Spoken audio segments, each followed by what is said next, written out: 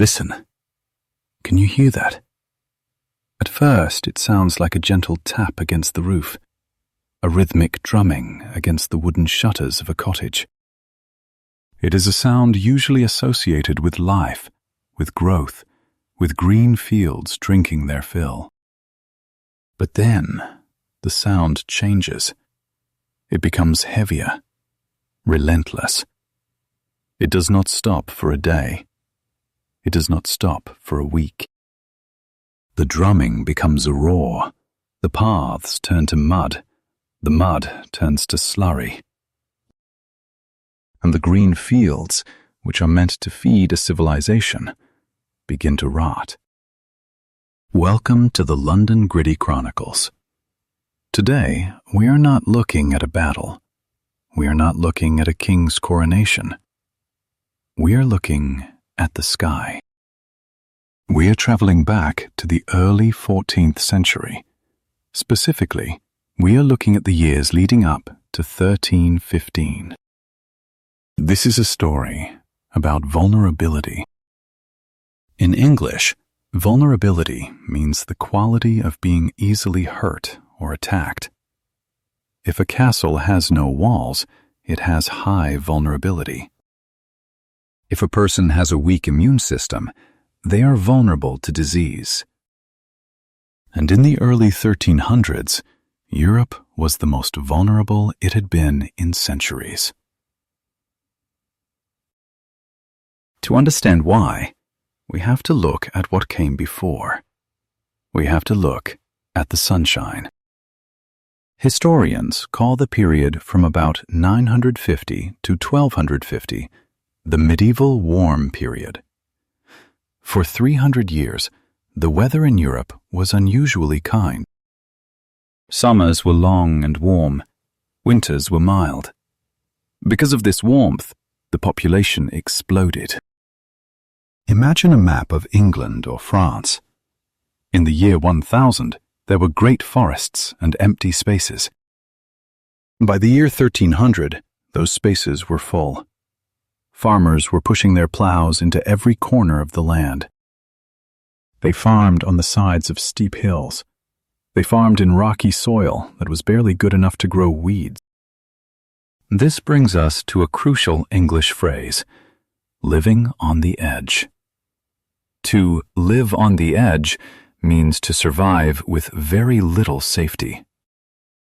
If one small thing goes wrong, everything collapses. The society of the late 1200s was living on the edge. They had cut down the forests to make room for more people. The population of England had nearly tripled. There were so many mouths to feed. To feed them, the harvest, the gathering of crops, had to be perfect. Every single year. If the sun shone, everyone ate. If the rain came at the wrong time, people went hungry. There was no margin for error. Margin for error is a term you will hear in business, engineering, and history. It means the amount of space you have to make a mistake without a disaster. If you drive a car on a very wide road, you have a large margin for error. You can swerve a little, and you are safe. If you drive on a narrow cliff edge, you have zero margin for error. Europe, in the year 1300, was driving on a cliff edge. And then, the weather changed. It wasn't just a bad storm. It was a shift in the global climate. Scientists and historians now refer to this as the onset of the Little Ice Age. It didn't happen overnight. It was a slow, creeping malice. In the late 1200s, the winters began to bite harder. The River Thames in London started to freeze more often. The storms in the North Sea became more violent, smashing ships that carried vital grain. Let's look at a specific year to see this clearly. The year is 1294. King Edward I is on the throne in England. He is a strong king, a warrior. But he cannot fight the weather. In 1294, the harvest fails. Not completely, but enough. The price of wheat starts to rise. In economics and history, we talk about inflation. This is when money buys less than it used to. But for a peasant in 1294, this wasn't just economics. It was panic. Most people in this era spent 70% to 80% of their income just on food. Imagine that. If you earn $100, you spend $80 just to eat plain bread. So, when the harvest was poor, the price of bread didn't just go up a little. It doubled. If the price doubles, you cannot eat. This creates a condition historians call chronic malnutrition. Chronic means long-lasting. Malnutrition means the body is not getting the right nutrients. You are not dead. You are not starving yet. But you are weaker. Your body is thinner. Your energy is lower. Now, think about the biology here. When a human body is malnourished, the immune system slows down. It is like a castle guard who has fallen asleep. If a virus or a bacteria attacks a healthy body, the guard fights back. The person gets a fever, recovers, and goes back to work. If a bacteria attacks a malnourished body, the guard is too weak to fight. A simple cold becomes pneumonia. A scratch becomes an infection. By the early 1300s, an entire generation of Europeans was growing up slightly shorter, slightly thinner, and significantly weaker than their grandparents. They were a population waiting for a disaster. They did not know it. They looked at their fields and prayed for sun. They looked at their children and hoped they would grow strong. But the background conditions were set against them. This is a key concept for advanced English speakers. Background conditions. These are the factors that exist before an event happens. If a forest is dry and filled with dead wood, those are the background conditions for a fire. You still need a spark to start the fire, but the danger is already there. In 1300, Europe was a dry forest. The population was too high. The land was exhausted. The climate was cooling. The people were hungry.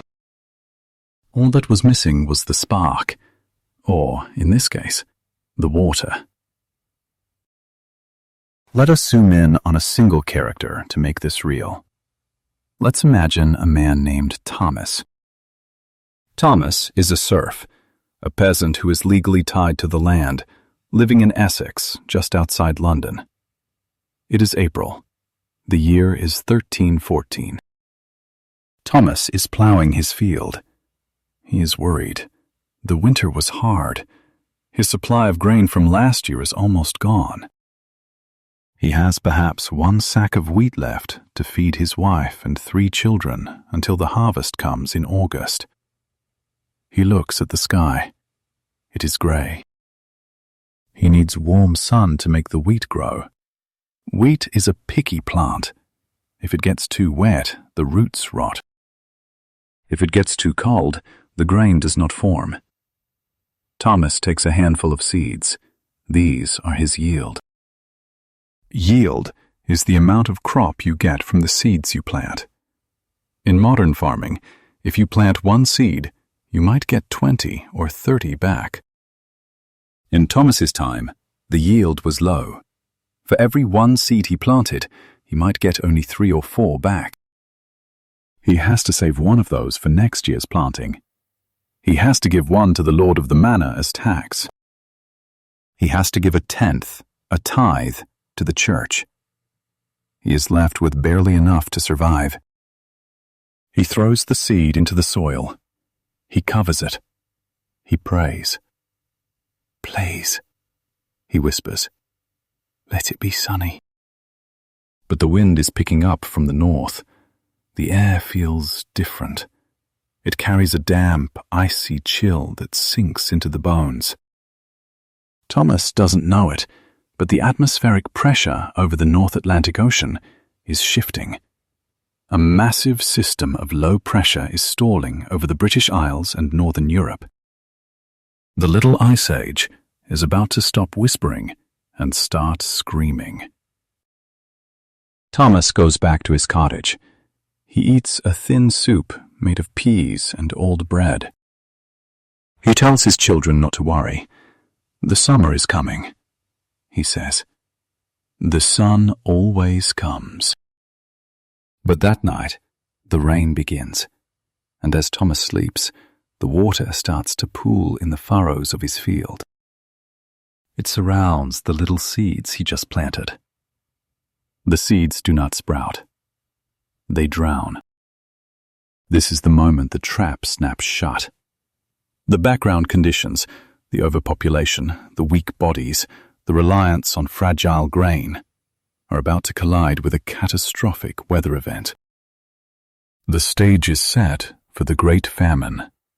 But before the starvation begins, something else happens, something that breaks the spirit of the people even before their bodies break. It starts with the mud. It did not stop. The rain that began in the spring of 1315 was not normal rain. It was a deluge. Listen to this word, deluge. It refers to a severe flood or an overwhelming amount of rain. It comes from the Latin word for wash away. And that is exactly what happened. The rain washed away the world. For days, Thomas watched the sky. The gray clouds were like a heavy wool blanket that suffocated the sun. In the fields, the soil reached its saturation point. This is a useful phrase for both science and general English. Saturation means holding as much water as possible. If you drop a sponge in a bucket, it soaks up water until it is saturated. It cannot hold one more drop. The earth of Europe was saturated. The water had nowhere to go. It sat on the surface, turning the dirt into a cold black soup. Thomas walked out to his field. His boots sank deep into the mud with a sucking sound. Squelch, squelch. He dug his hands into the slurry to find his seeds. When he pulled them up, they were soft and mushy. They were rotting. Wheat, the fuel of Europe, is fragile. It cannot swim. This was the moment of realization. The harvest was not just going to be poor, it was going to be zero. In history, we call this a subsistence crisis. Let's break that down. Subsistence describes a way of living where you produce only enough to keep yourself alive. You have no extra. You have no savings. You subsist. A subsistence crisis is when that delicate balance breaks. Thomas went to the village market. He wasn't the only one panicking. Everyone was there. The price of salt had skyrocketed. Why does salt matter? Because without sun, you cannot make salt from seawater. And without salt, you cannot cure meat. You cannot preserve food for the winter. The logic of disaster was falling into place like a row of dominoes. No sun meant no grain. No sun meant no salt. No salt meant no preserved meat. The tipping point had arrived. A tipping point is the critical moment in a situation where a small change leads to a huge, irreversible effect. Imagine pushing a glass to the edge of a table. You push it an inch, nothing happens. you push it 1 more millimeter, the tipping point, and it falls and shatters. The summer of 1315 was the tipping point for medieval society. As the weeks dragged on, the rain turned violent. Bridges were swept away. Mills, which were used to grind flour, were flooded. Even if you had a little grain left, you couldn't grind it into flour to make bread. People began to do desperate things. Thomas looked at his seed corn, the grain he was supposed to save for next year's planting. It is the golden rule of farming. Never eat your seed corn. If you eat it now, you have nothing to plant next spring. You guarantee your future death to survive the present day. But his children were crying. Their bellies were aching. So Thomas took the seed corn. He crushed it with stones because the mill was broken. He made a coarse, gritty paste, and they ate it.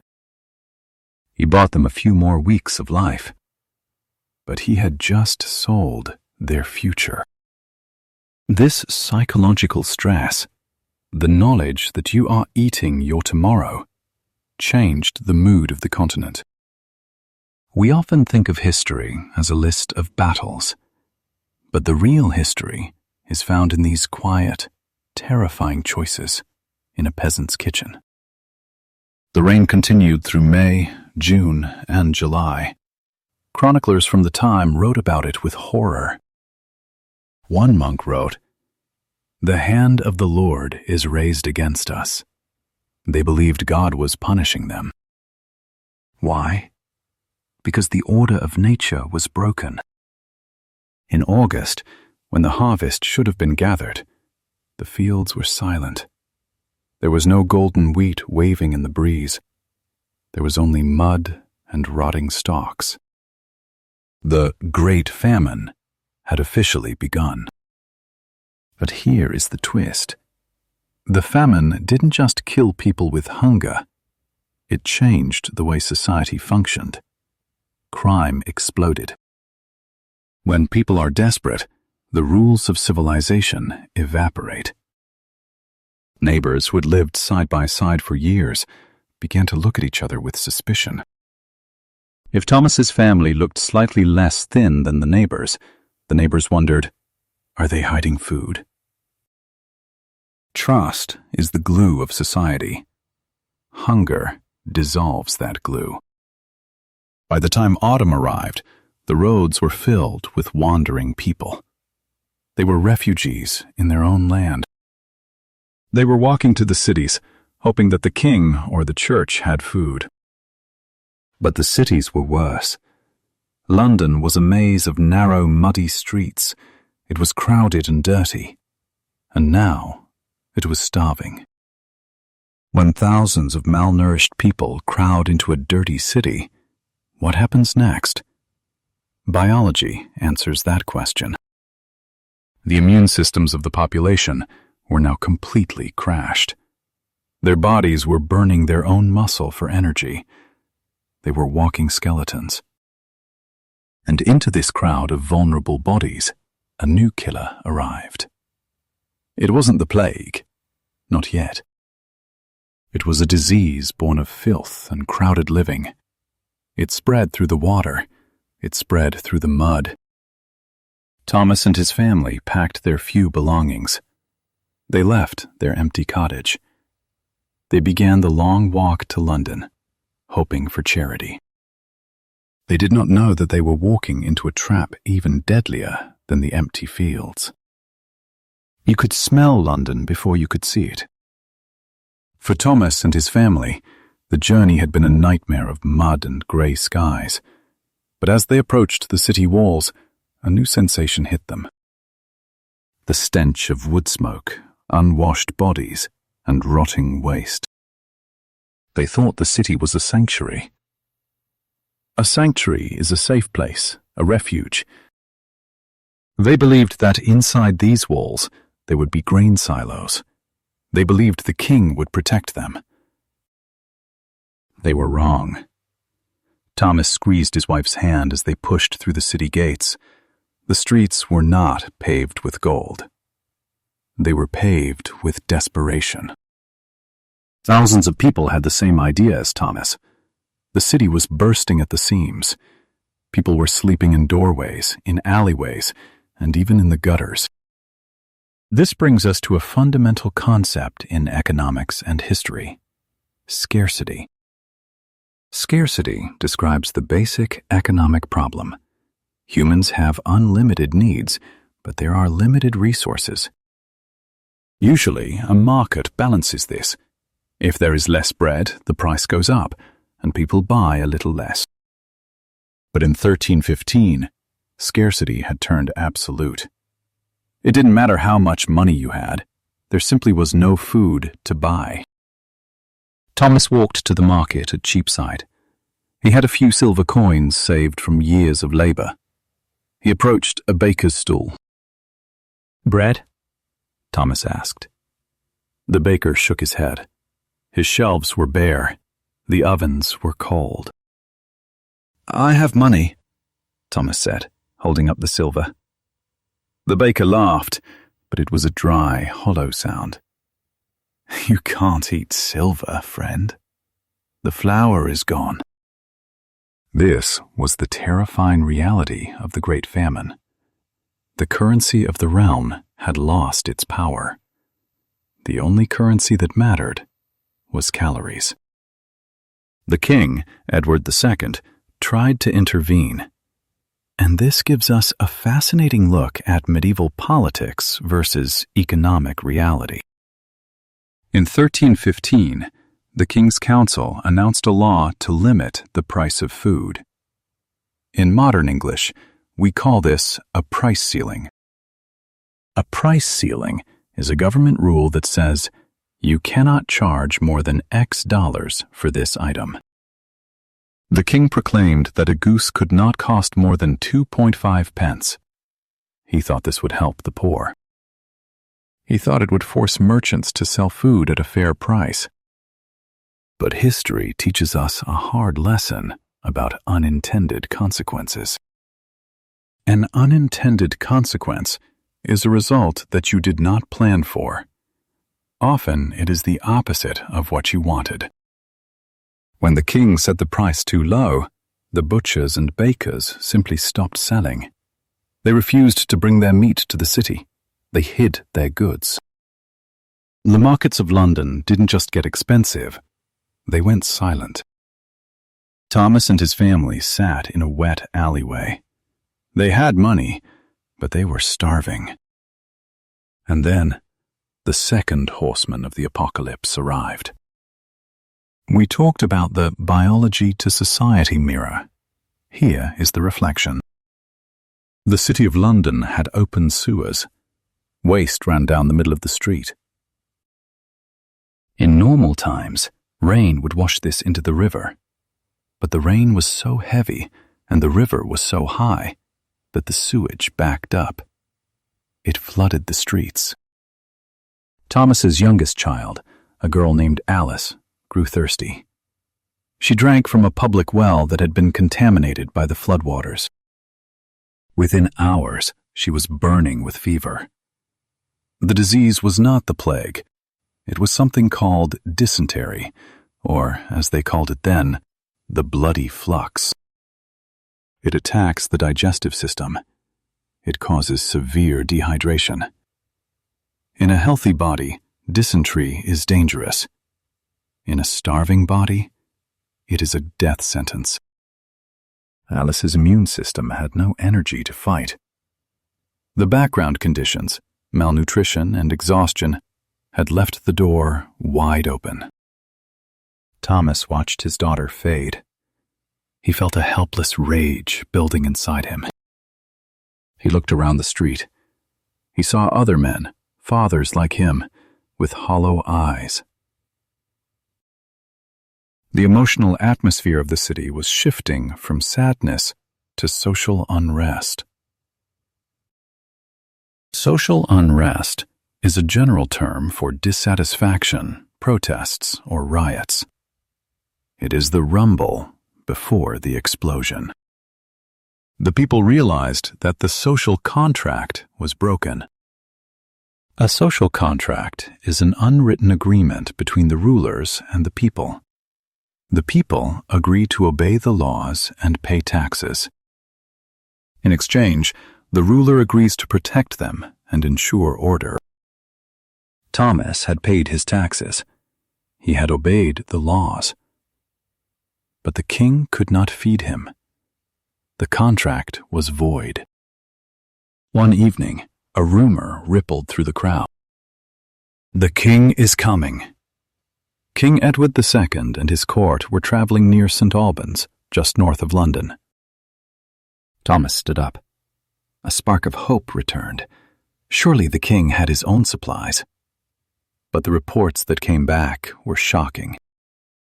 When the king arrived at St. Albans, his servants went out to buy bread for the royal table.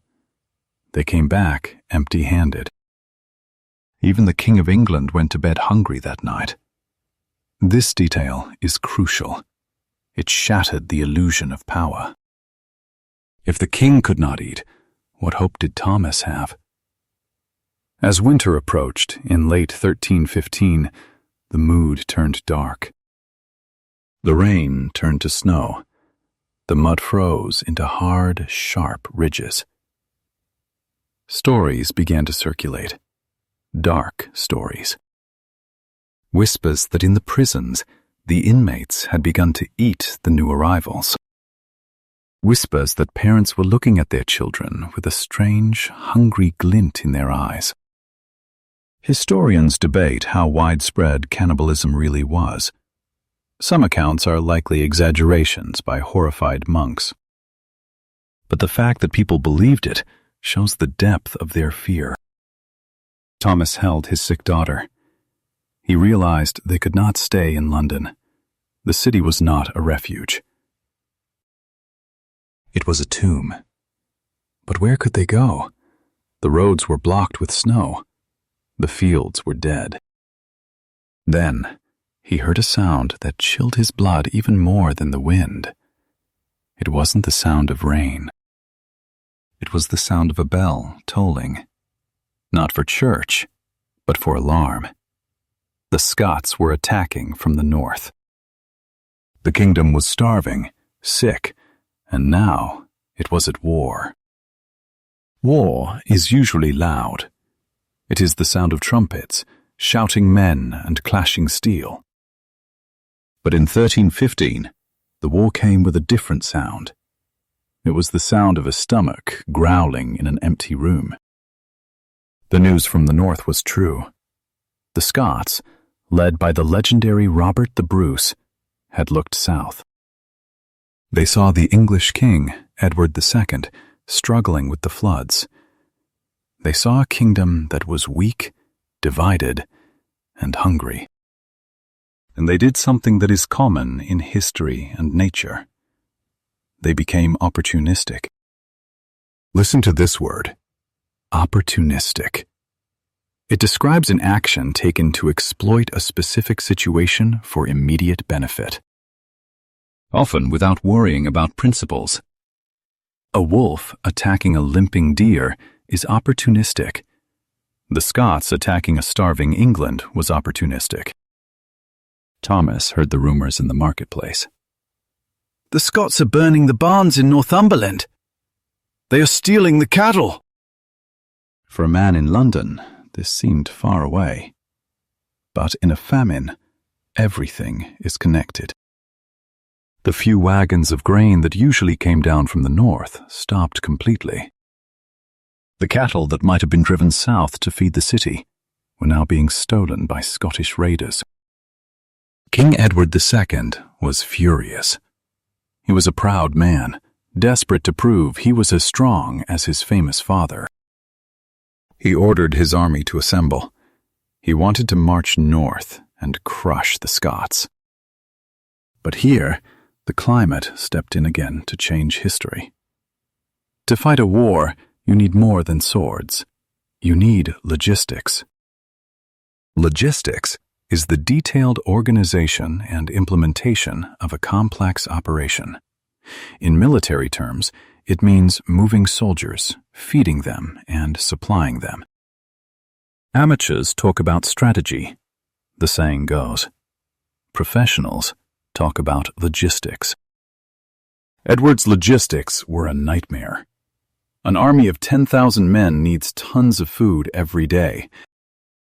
They need wagons to carry the food, and those wagons need horses. But remember the rain? The roads of England were not roads anymore. They were rivers of mud. Thomas watched a troop of the king's cavalry trying to leave the city. It was a pathetic sight. The war horses, usually massive beasts costing a fortune, were thin. Their ribs showed through their coats. There was no fodder. Fodder is a specific agricultural term. It refers to dried food like hay or straw given to livestock, especially in winter. Because the rain had rotted the hay in the fields, there was no fodder. The horses were starving, just like the people. Thomas saw a wagon get stuck in the mud near the city gate. The horses pulled, slipped, and fell. They were too weak to stand up again. The soldiers shouted and whipped them. But the animals simply laid their heads in the mire and died. The king's campaign was defeated not by the Scots, but by the mud. The army had to turn back. They could not march. This left the northern villages completely unprotected. The Scots realized the English army was paralyzed. So they changed their tactics. They adopted a strategy known as scorched earth. This is a powerful phrase in English history. Scorched earth means destroying everything that might be useful to the enemy. If you retreat, you burn the fields. You kill the animals you can't take with you. You leave nothing but ash. The Scots raided deep into England. They didn't just steal food. They burned what they couldn't carry. Think about the cruelty of that. In a year where every single grain of wheat was more precious than gold. Barns were being burned to the ground. The smoke from the north mixed with the rain. Back in London, the mood shifted from panic to a dull, heavy hopelessness. Thomas looked at his wife. Her face was gray. She was giving her portion of the food to their 2 surviving children. She was fading. He realized that if they stayed in London, they would die. The city was a cage with no food. The king could not save them. The army could not save them. "We must move," Thomas said. "Where?" his wife asked. Her voice was a whisper. "The north is burning. The roads are mud." "We will go to the monastery at St. Albans," he said. "The monks are men of God. They will have stores. They will help us." It was a gamble, but staying meant certain death. They packed their single bundle of clothes. Thomas carried his sick daughter Alice on his back. She felt terrifyingly light, like a bird made of hollow bones. They walked out of the city gates, past the dead horses, past the beggars who no longer had the energy to beg. As they walked into the countryside, they saw the true scale of the disaster. The trees were bare, not because it was winter, but because people had stripped the bark to eat it. The fields were not just empty, they were silent. There were no birds. The people had caught and eaten them all. This brings us to a concept called biodiversity loss. Usually we talk about this in modern times. But in a famine, humans become the ultimate predator. They eat everything. The ecosystem collapses. Thomas and his family walked for 2 days. The rain soaked them to the skin. They slept under a hedge, huddled together for warmth. On the 3rd day, they saw the stone tower of the monastery. It looked solid. It looked permanent. But as they got closer, they saw the crowd outside the gates. Hundreds of people were camped in the mud outside the abbey walls. They were wailing. They were holding up their starving children to the windows. The monks had locked the doors. Thomas pushed his way to the front. He banged on the heavy wooden door. "Please!" he shouted. "My daughter is dying! Just a crust of bread, in the name of God!" A small window slid open. A monk's face appeared. He looked terrified. He wasn't fat and happy like the monks in stories. He was gaunt, too. "Go away," the monk said, his voice trembling. "We have nothing. The brothers are eating acorns. Go away." The window slammed shut. Thomas stood there, the rain running down his face. The institution of the church, just like the institution of the king, had failed him. He turned back to his family. He had no plan left. And then the temperature dropped. The rain stopped, but the sky cleared. A bitter, sharp wind came screaming from the east. The mud began to freeze solid. This was the beginning of the Great Winter of 1316. If the rain was the hammer that broke the harvest, the cold was the knife that finished the job. As the sun set, the temperature plunged far below freezing. Thomas knew that without shelter, the cold would kill them before hunger did. He saw a small, abandoned barn in a nearby field. The roof was half collapsed. "Run!" he told his family. They scrambled inside just as the snow began to fall. It wasn't the soft, pretty snow of a Christmas card. It was hard, driving snow. Inside the dark barn, Thomas found something in the corner. He thought it was a sack of grain. He rushed over to it. It wasn't grain. It was not a sack of grain. Thomas's hands touched cold, stiff wool. It was a pile of sheepskins. The farmer who owned this barn must have skinned his flock after they died of disease, hoping to sell the wool. But the market had collapsed, or perhaps the farmer had died before he could make the trade. The skins were left to rot. They smelled of decay. In a normal year, Thomas would have retched. But this was not a normal year. Tonight, these skins were a miracle. "Come here," he hissed to his family. They burrowed into the pile of stinking wool. It was heavy and damp, but it trapped their body heat. And this brings us to a medical term that defined the winter of 1316. Hypothermia. Hypothermia happens when the body loses heat faster than it can produce it. Here is the deadly biology. To stay warm, your body burns calories. It is like a furnace. But Thomas and his family had no fuel in the furnace. They had not eaten a real meal in weeks. They had no body fat left to provide insulation. Insulation is a material that stops heat from escaping. The walls of your house have insulation. Fat is nature's insulation. Without food and without fat, a starving person can freeze to death, even in mild temperatures. In a blizzard, they die in minutes.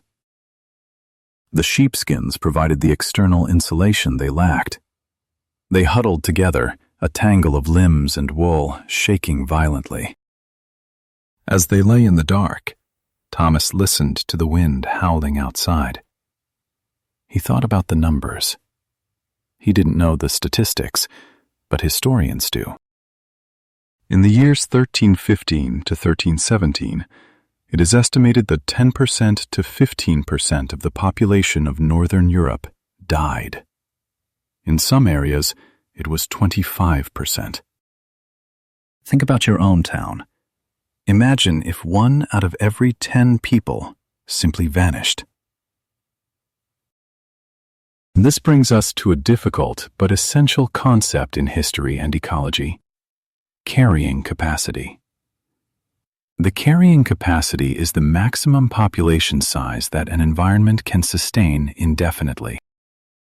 If a forest has enough grass for 100 deer, and you have 100 deer, the system is balanced. If you have 101 deer, the grass gets eaten too fast, the soil is damaged.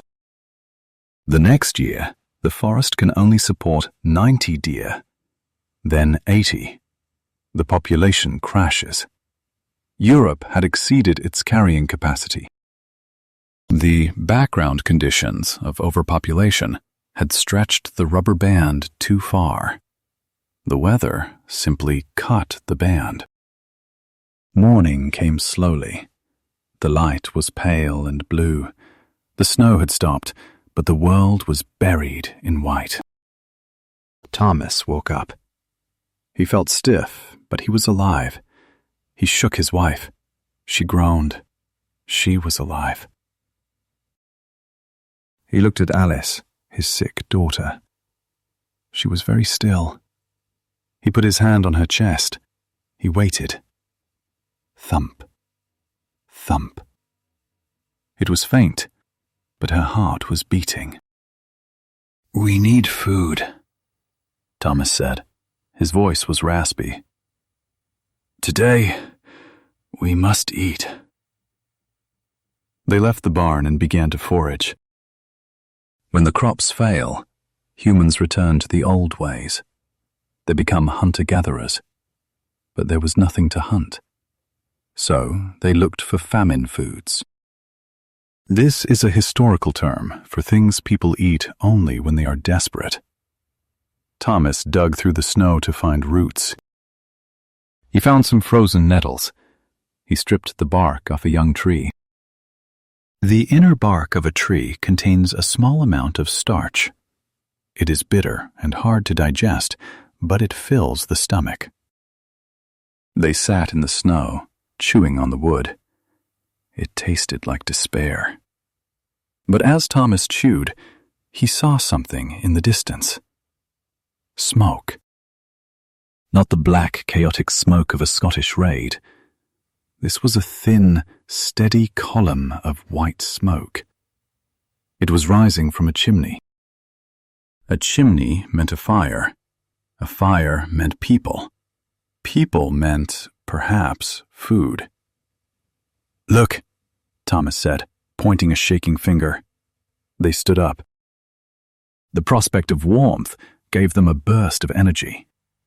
We call this a second wind. A second wind is a phenomenon where you suddenly find strength after being completely exhausted. They trudged through the snowdrifts. As they got closer, the shape of a building appeared. It was a manor house, but it looked different from the others. Most manor houses in England at this time were open, welcoming places, but this one had been fortified. The windows were boarded up. A new, rough wooden fence had been built around the perimeter. It looked like a fortress. Thomas approached the gate. He expected to see a guard. He expected to be shouted at. Instead, he saw a sign painted on the wood. It was a crude painting of a cross, but it was painted in red. In later centuries, a red cross on a door would mean the plague. But in 1316, it was a symbol of quarantine. Quarantine comes from the Italian word for 40. It originally meant isolating a ship for 40 days to see if the crew was sick. Here it meant, stay away. We are protecting what is ours. Thomas hesitated. A fortified house meant there was something inside worth protecting. He walked to the gate. He didn't knock this time. He was too weak. He simply collapsed against the wood, sliding down into the snow. Help, he croaked. Silence. Then, the sound of a bolt sliding back. The gate opened a crack. A man stood there. He was holding a crossbow. This was a weapon of war, not farming. "We have no food for beggars," the man said. His voice was flat, emotionless. Thomas looked up. He saw the man's face. The man was not starving. His cheeks were not hollow. "I can work," Thomas whispered. "I can plow. I can build. I can fight." The man with the crossbow looked at Thomas. Then he looked at the woman and the children shivering in the snow. He seemed to be doing a calculation. In this era, labor was usually cheap because there were so many people. But the famine was changing the equation. So many had died that strong workers were becoming rare. The supply and demand of labor was shifting. "You look like you're half dead," the man said. "Try me," Thomas said. He forced himself to stand up. He locked his knees so he wouldn't fall. The man stared at him for a long moment. The wind whistled through the fence. "The lord of the manor needs a grave digger," the man said. "The ground is frozen. The old digger died yesterday." It was a grim offer, but it was a lifeline. "I will dig," Thomas said. The man stepped back. "Come in, but if you steal a single crumb, I will shoot you where you stand." The gate opened wide. Thomas and his family stepped inside. The courtyard was clear of snow. There was a smell of wood smoke and roasting meat. They had crossed the threshold from the world of the dying to the world of the living. But survival always comes with a price. Thomas was about to learn that this manor was not just a farm. It was a social experiment in survival. The lord of this manor had survived by making a choice so cold it made the winter seem warm. He had decided who would eat and who would not. The soup was brown and watery. To you or me, it would taste like dirty dishwater. To Thomas, it tasted like life. He sat in the servants' hall of the manor. His wife and children were huddled near the hearth, holding wooden bowls with trembling hands. But Thomas knew he had to be careful. This brings us to a strange biological fact: refeeding syndrome. When a person has starved for a long time, their body chemistry changes. If they eat too much too quickly, their system goes into shock. The heart can stop. "Slowly," Thomas whispered to his children. "Sip it. Do not gulp." It was the hardest discipline of his life. Every cell in his body was screaming to devour the food, but he forced himself to use a small spoon. As he ate, he watched the other servants. They were quiet. They moved with their heads down. They did not look like happy survivors. They looked like people who were keeping a secret. The door opened. The lord of the manor entered. His name was Lord Richard. He was not wearing fine silks. He was wearing thick wool and leather. He looked less like a nobleman and more like a warehouse manager. He stopped in front of Thomas. "You have eaten," Lord Richard said. It wasn't a question. "Yes, my lord," Thomas said, standing up. "Thank you." "The food is not a gift," Richard replied coldly. "It is an investment. I expect a return on my investment." This language, investment, return, sounds modern. But the famine had stripped away the romantic language of chivalry. In the past, the feudal system was described as a family. The lord was the father, The peasants were the children. Now, it was a transaction. "Come with me," the Lord said. He led Thomas outside to the back of the manor. The wind was biting, but the snow had stopped. There was a row of mounds in the frozen earth. "The ground is hard," Lord Richard said. "My previous digger was lazy. He didn't go deep enough. The wolves dug them up." Thomas looked at the mounds. There were dozens of them. "Who are they?" Thomas asked. "Tenants," the Lord said. "People who lived on my land." He turned to Thomas, his face like stone. "Do you know the mathematics of grain, digger?" Thomas shook his head. "I have enough grain in my silo to feed 50 people until the next harvest," the Lord explained. "There were 100 people in my village. If I fed everyone, we would all run out by February. We would all die." "So," the Lord continued, "I made a choice. I kept the 50 strongest, the 50 who could work, the 50 who could defend the walls." "And the others?" Thomas asked, though he knew the answer. "I evicted them," the Lord said. "I sent them into the snow. Most of them died by the gate. Those are the ones you will bury." This is a brutal example of a concept called triage. Triage comes from the French verb trier, meaning to sort. Doctors use it in war.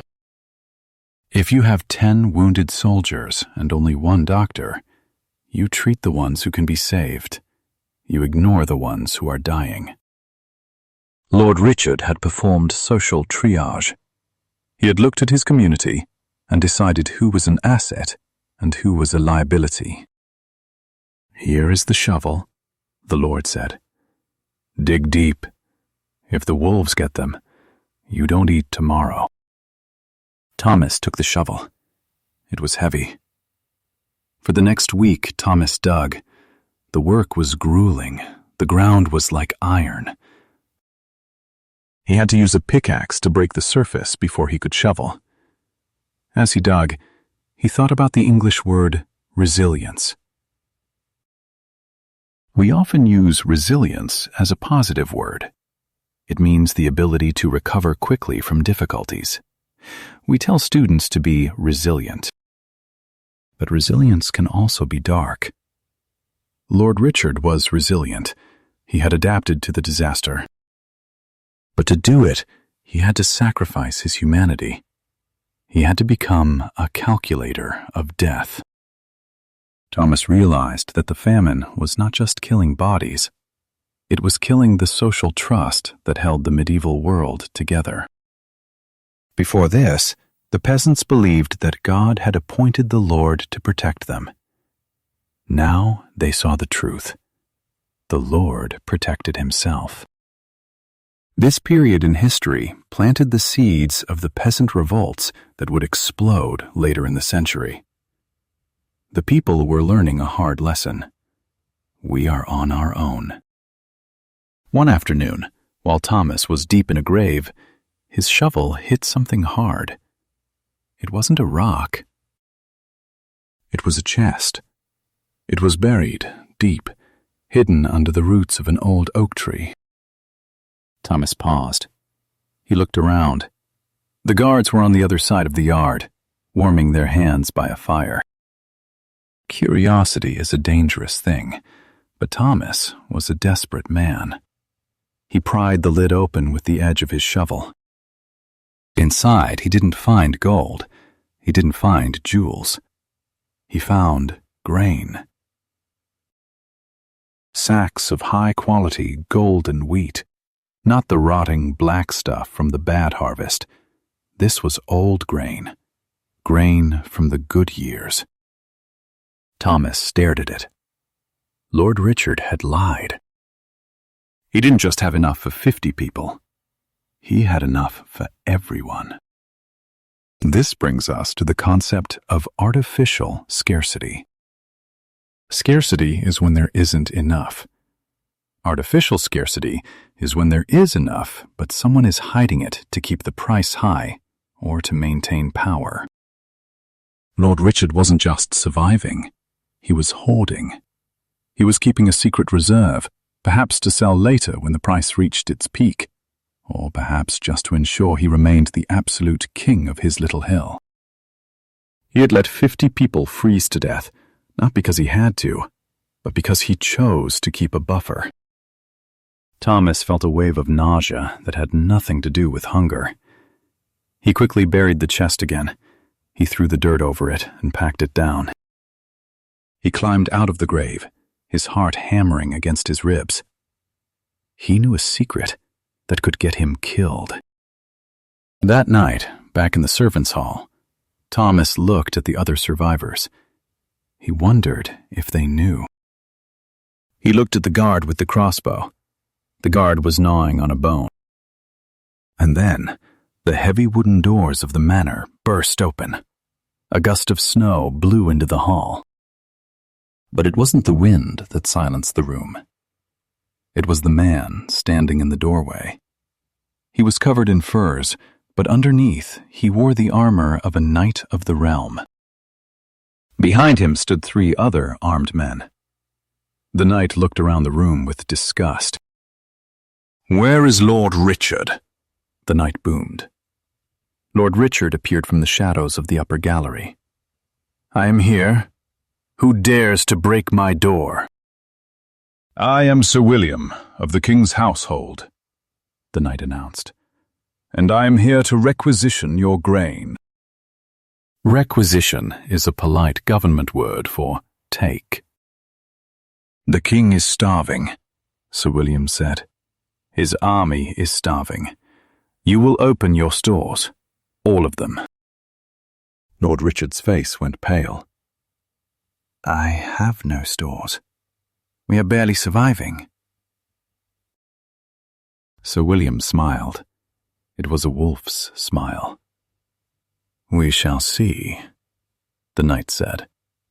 "My scouts told me you have been doing a lot of digging recently." Thomas froze. The knight looked straight at Thomas. "You there," the knight said, pointing a gauntleted finger. "The digger. You look like you know where the bodies are buried." Thomas stood up. The room was silent. On one side, the lord who gave him soup. On the other, the knight who represented the king. Both of them were killers. Both of them wanted the grain, and Thomas was the only one who knew where the treasure was hidden. The silence in the hall was heavy enough to crush a man. Thomas stood between 2 powers. On his left, the lord of the manor, the man who had given him soup but had let others freeze. On his right, the king's knight, the man who represented the law, but whose sword was drawn for plunder. This is the definition of a dilemma. In English, a dilemma is a situation where you must choose between 2 difficult or unpleasant alternatives. It comes from the Greek for 2 propositions. If Thomas stayed silent, the knight might kill him for lying. If Thomas spoke, the Lord would surely kill him later for betrayal. Thomas looked at his wife. She was holding Alice. The child was sleeping, but her breathing was shallow. Thomas realized something. He owed no loyalty to the Lord. The Lord had practiced social triage. He had treated people like numbers. Now, Thomas would use the only weapon he had: information. "Under the oak tree," Thomas said. His voice was steady. "In the corner of the yard. Dig there." Lord Richard let out a gasp of rage. "You lying peasant! I will have your tongue!" Sir William, the knight, ignored the lord. He signaled to his men. "Dig!" They marched out into the snow. Thomas followed. The soldiers used their heavy boots to kick away the frozen dirt Thomas had just packed down. Within minutes, the wooden chest was exposed. They pried it open. The sight of the golden wheat in the torchlight was mesmerizing. In a starving world, this was better than a chest of diamonds. You cannot eat diamonds. "Well, well," Sir William said, running his hand through the grain. "It seems you were mistaken, Lord Richard. You do have stores." This moment illustrates the concept of expropriation. Expropriation is the act of a government taking privately owned property to be used for the benefit of the public or the state. Usually there is paperwork. Tonight, there was only a sword. "Load it up," Sir William ordered his men. The soldiers began to haul the heavy sacks onto the knights' wagons. Thomas stepped forward. He felt a surge of hope. He had helped the king's man. Surely there would be a reward. "Sir," Thomas said, "my family, we are hungry. A small bag for helping you." Sir William climbed onto his horse. He looked down at Thomas. The wolfish smile was gone. His face was cold business. "This grain belongs to the king," Sir William said. "The army is marching to Scotland. Soldiers need to eat so they can protect you." "But we are starving," Thomas pleaded. "Then pray," the knight said. "It is all you have left." With a crack of a whip, the wagons rolled out of the gate. They took the grain. They took the reserve. They took the only thing standing between the manor and death. Thomas stood in the empty courtyard. He had solved his dilemma, but he had lost the gamble. This brings us to a harsh lesson in history. The state is not always your savior. In times of crisis, the central government, the king, the state, prioritizes its own survival. It prioritizes the army and the capital city. The edges of the map, where Thomas lived, are often sacrificed.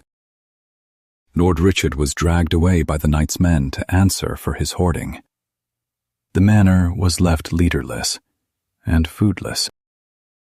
The remaining servants looked at Thomas. They didn't see a hero. They saw the man who had revealed the food, only to see it taken away. Thomas grabbed his family. "We have to leave. Now." They fled into the night, back into the open countryside. But as the winter of 1316 turned into the spring of 1317, the horror evolved. The famine had weakened the people. Now, nature attacked the animals. A new plague swept through the cattle and sheep of England. It was called the murrain. Today, we might call it rinderpest or anthrax. To the medieval peasant, it was simply the great dying of the beasts. Thomas and his family were walking along a muddy road when they saw it. A field full of dead cows. They were not butchered, they had just dropped dead. Their bodies were swollen. This was a catastrophe. In the medieval economy, a cow was a tractor, a fertilizer factory, and a food source all in one. Without cows, you cannot plow the heavy clay soil. Without cows, there is no manure to fertilize the earth. This created a feedback loop. A feedback loop is a system where the output of a process becomes the input for the next cycle, amplifying the effect. No food leads to weak. Humans leads to weak labor, leads to less farming, leads to no food. And now, dead cows, to no plowing, to no harvest, to more famine. The loop was spiraling down towards total collapse. Thomas found a dead sheep by the roadside. He took his knife out. "Don't," his wife said. "It died of sickness. It is poison." "We have no choice," Thomas said. He cut a piece of meat from the animal. He cooked it over a small fire until it was charred black. He hoped the fire would kill the sickness. They ate it. It tasted foul, but it stopped the pain in their bellies for an hour. But biology is ruthless. The murrain that killed the animals didn't always kill humans directly.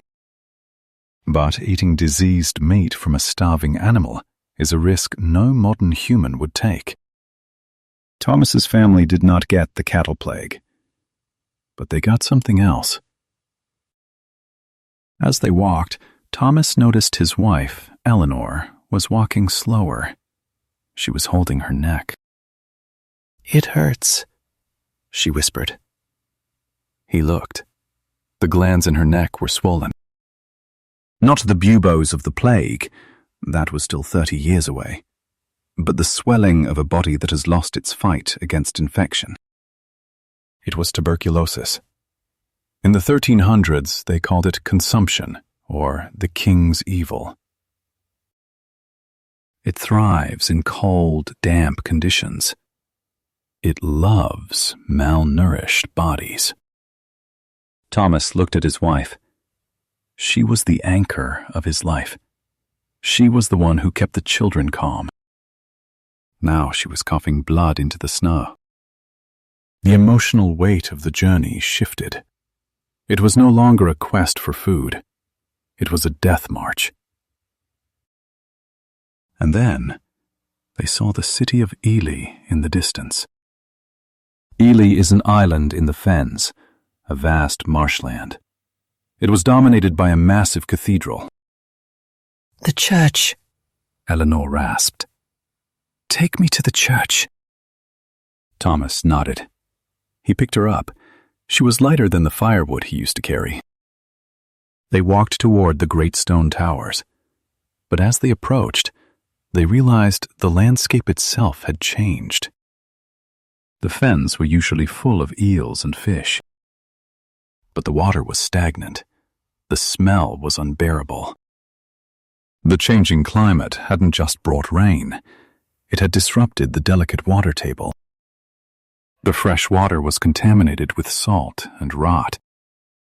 Thomas carried his wife to the steps of the cathedral.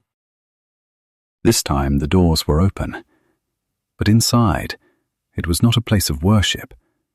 It was a hospital of the doomed. Hundreds of people lay on the stone floor. The monks were walking among them, not with bread, but with holy oil for the last rites. Thomas laid Eleanor down on a patch of straw. He held her hand. It was cold. "Thomas," she whispered. "The spring. Is it coming?"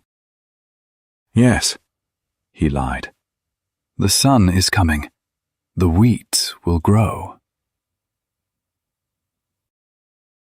She smiled. And then she stopped breathing. Thomas sat there for a long time. The sound of the cathedral was a low, constant moan of suffering. He had lost his home. He had lost his daughter. Now he had lost his wife. He looked at his two surviving sons. They were staring at their mother's body. They were too exhausted to cry. Thomas felt something break inside him. Not a bone, but the will to follow the rules. He stood up. He was done begging. He was done digging graves for lords. He was done relying on a king who stole his food. He looked at his sons. "We are not staying here," he said.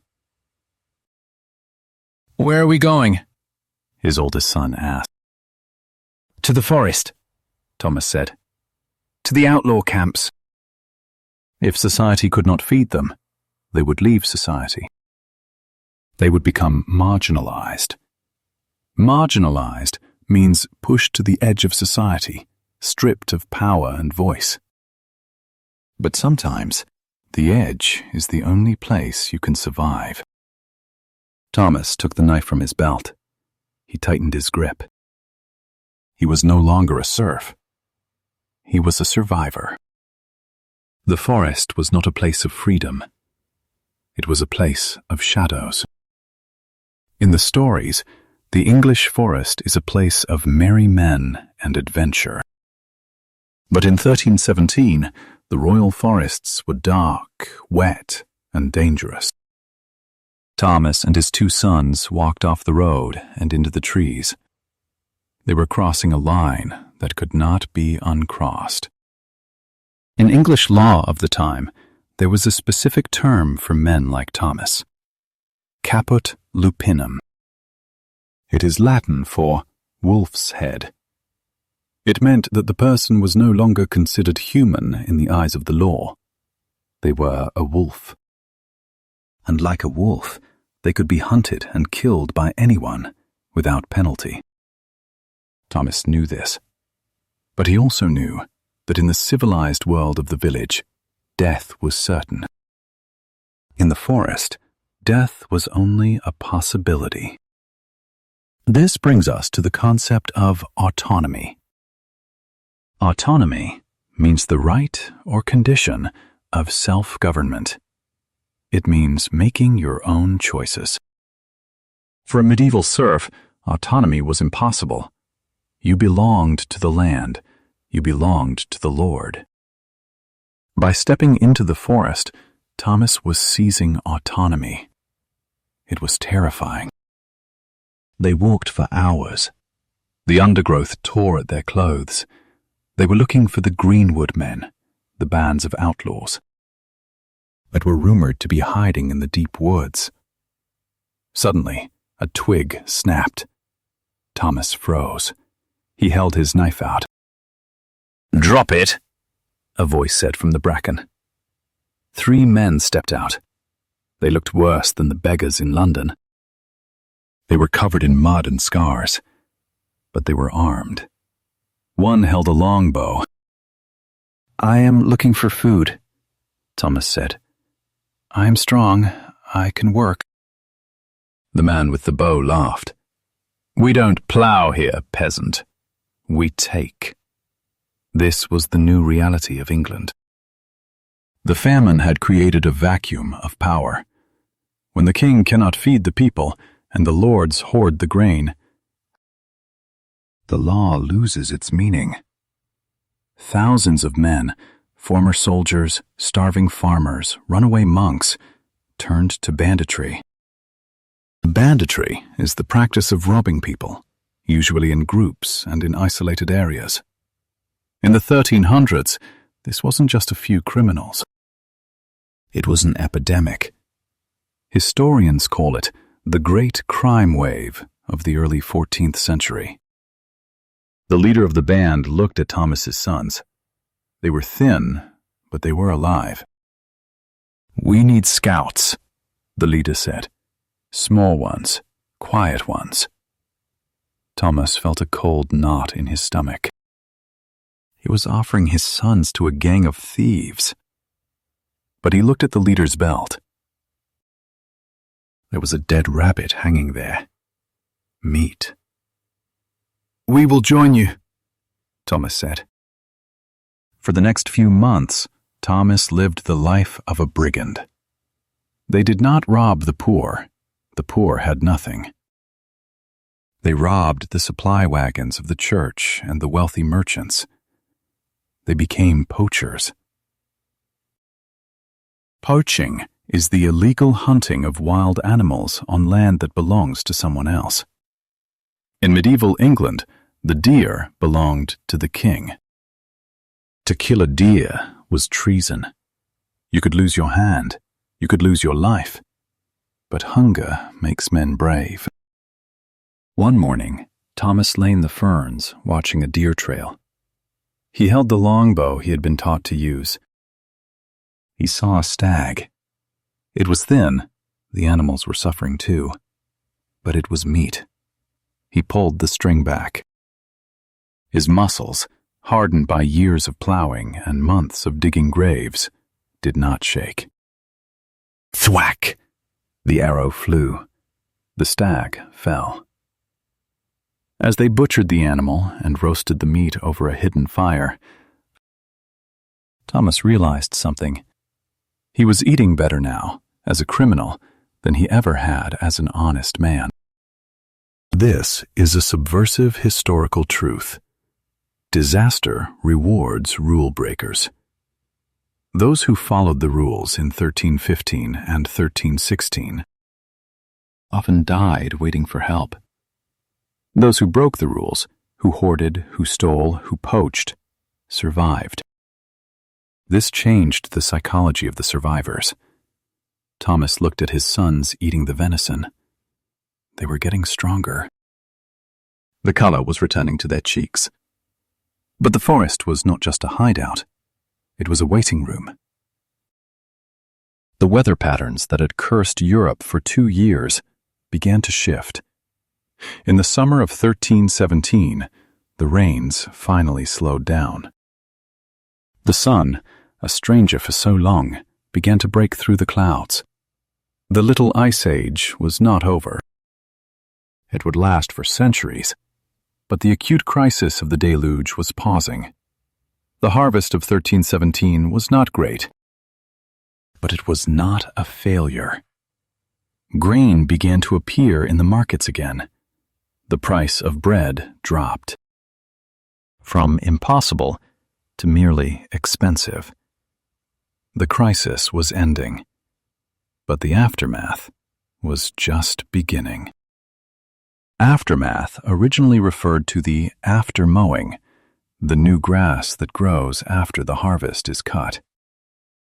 Now it means the consequences or after effects of a significant, unpleasant event. Thomas and the outlaw band heard the news. The king was issuing pardons. The earls were recruiting men to work the fields again. Why? Because so many peasants had died. There was no one left to farm. This shifted the balance of power. For centuries, the lords held all the power, because peasants were replaceable. Now, peasants were rare. If you are a rare resource, your value goes up. The outlaw leader gathered his men. "The famine is breaking," he said. "The sheriff will come for us soon with dogs. We have a choice. Run deeper into the woods, or go back and claim a life." Thomas looked at his hands. They were stained with dirt and blood. He could not go back to being a serf. He could not go back to bowing and scraping for a lord who would let him starve. But he wanted a future for his sons. "I am going back," Thomas said. "They will hang you," the leader warned. "No," Thomas said. "They need me. I know how to grow wheat. They have forgotten." Thomas took his sons and walked out of the forest. He walked back to a world that was quieter, emptier, and scarred. He found a village near the forest edge. It was half empty. Many cottages were abandoned, their roofs fallen in. He walked to the manor house. It was not Lord Richard's manor. It was a new place. The steward of the manor met him at the gate. "Who are you?" the steward asked. "I am a ploughman," Thomas said. "And I want wages." The steward laughed. "Wages? You get protection and a plot of land. That is the way." "That is the way." "No," Thomas said firmly. "I want wages. Silver. Or I walk to the next village." "I hear they need men too." The steward glared at him, but he looked at the empty fields. He looked at the weeds growing where the barley should be. He knew Thomas was right. 3 pence a day, the steward grunted. It was a victory. A small one, but a victory. Thomas had survived the apocalypse. He had lost his wife. He had lost his daughter. He had lost his innocence. But he had gained a voice. However, nature is not done with humanity yet. The famine had left a mark on the bodies of the survivors. Thomas's sons, who had starved during their key growing years, were permanently affected. Their bones were slightly softer. Their immune systems were permanently jumpy. This is what scientists call biological scarring. The generation that survived the Great Famine carried the memory of hunger in their cells. And they were about to face a test that would make the famine look like a mild inconvenience. The famine had cleared the way. It had weakened the population. It had created a mobile, drifting underclass. It had concentrated people in dirty cities. The background conditions were now reset. Thomas thought the worst was over. He stood in his new field, feeling the sun on his face. He watched his sons playing in the furrow. He did not know that deep in the steppes of Central Asia, a bacteria was waking up. It lived in the gut of a flea. The flea lived on a rat. The rat was climbing onto a cart that would join the Silk Road. The Black Death was coming. And the bodies of the famine survivors, weak, scarred, and vulnerable, were the perfect fuel for the fire. The years passed. The mud dried. The sun returned. History is often like a swinging pendulum. It swings from disaster to recovery and back again. After the Great Famine ended in 1322, England experienced a strange golden autumn. For nearly 30 years, the harvests were decent. The population began to grow again, though slowly. Thomas, our survivor, lived to see this peace. He worked his land, collected his wages, and watched his sons become men. He died in his sleep, a luxury for a man who had seen the apocalypse. Now we focus on his son, John. It is the year 1348. John is no longer the starving boy shivering under a sheepskin. He is 40 years old. He is a master carpenter in London. He is living proof of resilience.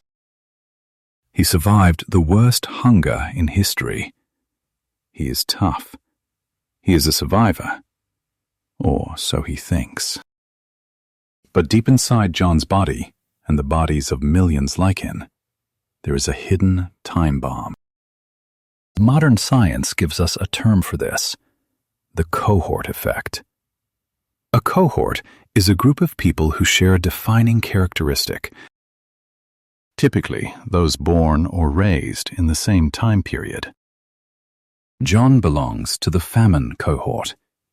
Because he was malnourished during his critical growing years, puberty, his body developed differently. His height is stunted, but more importantly, his immune system is not as robust as it should be. Scientists who study ancient skeletons from London cemeteries have found a disturbing pattern. People who survived the famine were more likely to die young from other causes later in life. Their bodies had paid a high price for survival. They were living on borrowed time. This brings us to the word susceptibility. Susceptibility is the state of being likely to be influenced or harmed. If you are susceptible to colds, you catch them easily. The population of Europe in 1348 was highly susceptible to infection. They were like dry tinder waiting for a spark. And the spark arrived on a ship. It was not a warship. It was a merchant ship from Gascony, France. It docked at the port of Melcombe Regis in Dorset, on the south coast of England. It carried fine wine, it carried cloth, and it carried a passenger that was not on the manifest. We call it Yersinia pestis, the bacteria of the bubonic plague. It travelled in the gut of a flea. The flea travelled on the back of a black rat. The rat scurried down the mooring rope and onto English soil. This is a classic example of a vector. In biology, a vector is an organism that does not cause disease itself, but which spreads infection by conveying pathogens from one host to another. The rat is the vector. The flea is the vector. The human is the victim. News traveled slowly in the 1300s, but rumor traveled fast. John was working on the roof of a house in London when he heard the first whispers. "They say there is a great pestilence in the West," a merchant said, looking pale. "People go to bed healthy and are dead by morning." John wiped the sweat from his forehead. He felt a familiar cold dread in his stomach. He remembered the hunger. He remembered the wolves. "It is just a story," his apprentice said. "Like the dragons." "No," John said quietly. "I know the smell of death. It travels on the wind." By late autumn 1348, the plague had reached London. It didn't ask for permission. It didn't care about the king's laws. It simply walked in the open gates. The speed of the infection was terrifying. During the famine, death took months. It was a slow fade. The plague was a blitzkrieg. A person would cough. Then, a swelling would appear in the groin or armpit, the bubo. It was a hard, black, painful lump the size of an apple. Then came the fever, the vomiting of blood, the black spots on the skin.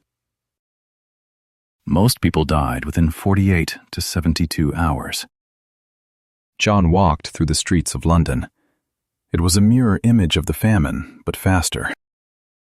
During the famine, the streets were quiet, filled with lethargic, starving people.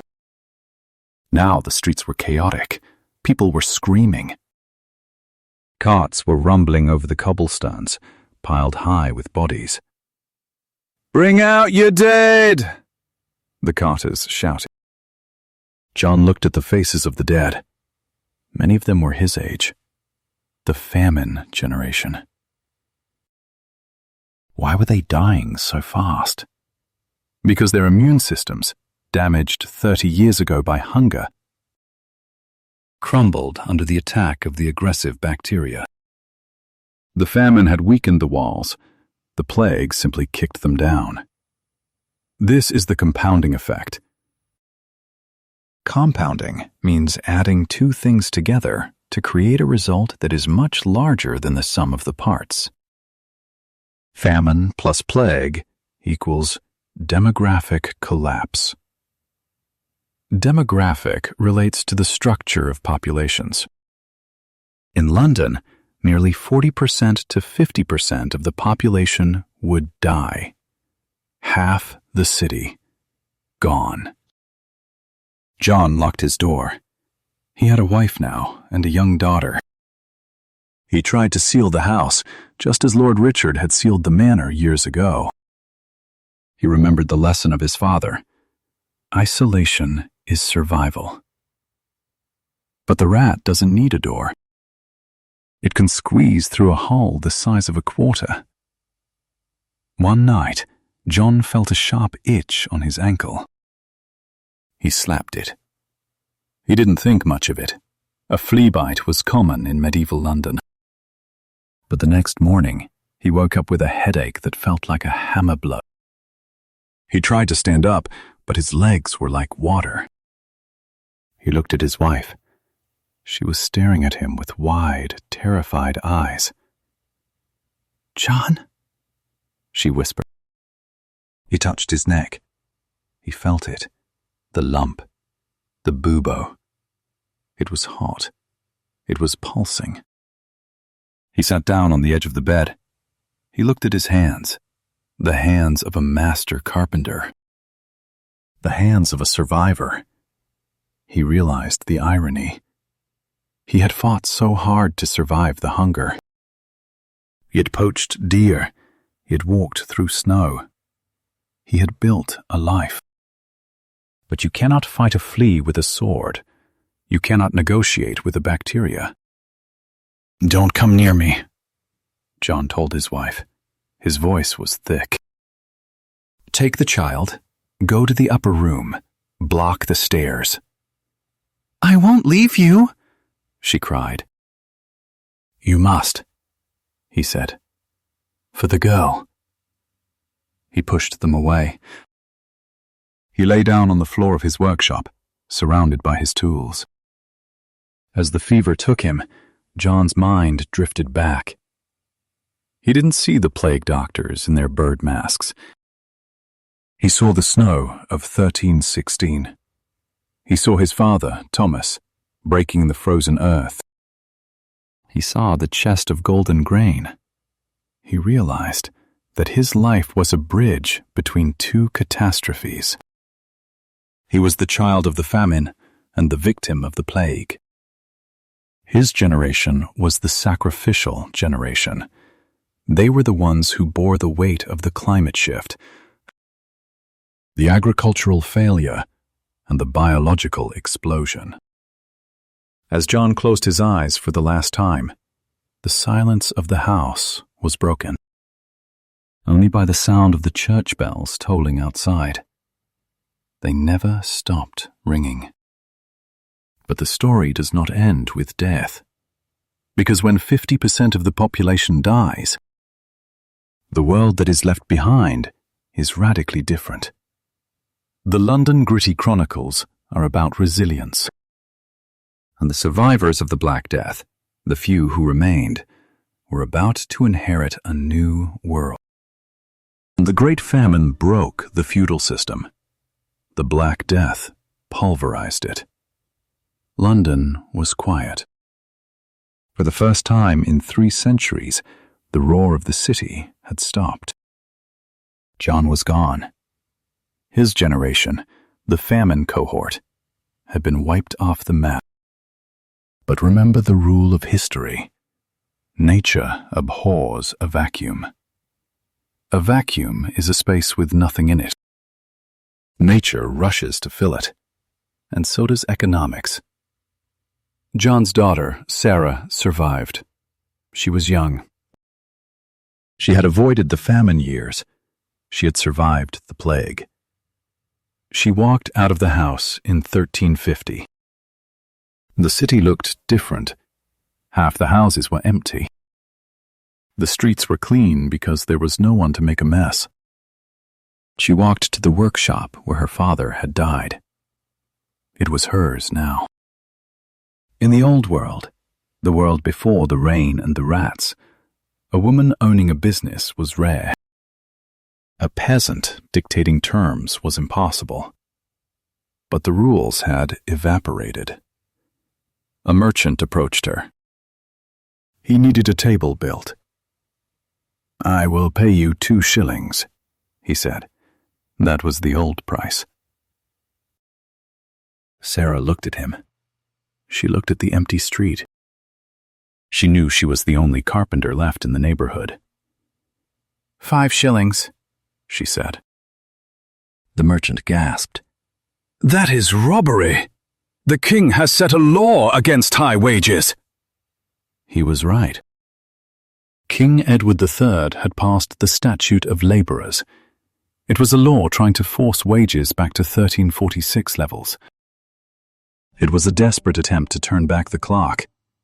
But Sarah knew something the king did not. You cannot legislate against market forces. 5 shillings, Sarah repeated calmly. Or Build it yourself." The merchant grumbled, cursed, and reached into his purse. He paid the 5 shillings. This moment defines the concept of leverage. Leverage is the power to influence a situation to achieve a desired result. Before 1315, the lords had the leverage, land. After 1350, the laborers had the leverage, labor. Because there were fewer people, each person was worth more. This era, born from the ashes of the famine and the plague, is known by historians as the golden age of the peasant. Wages doubled, rents fell, the diet improved. For the first time, regular people began to eat meat every day.